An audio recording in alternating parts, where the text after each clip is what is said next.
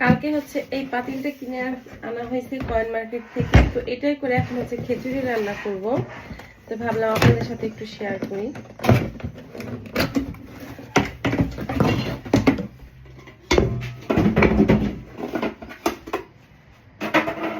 সে কালকে নিজে ইচ্ছাকৃতভাবে এটা কিনে দিছে, আমার বলতে হয় নাই।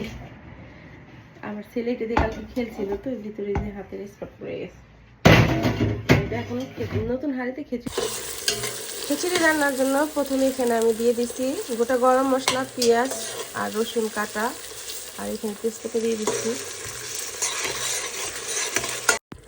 মশলাটাকে সুন্দর করে কষিয়ে নিচ্ছি। এখন দিয়ে দেবো ধুয়ে রাখা চাল ডাল।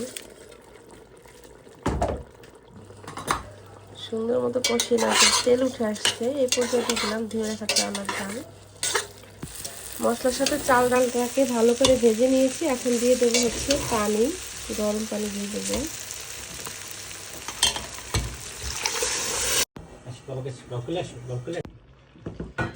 এই তো হয়ে গেছে আমার নতুন হাঁড়িতে খিচুড়ি রান্না, মজাদার খিচুড়ি।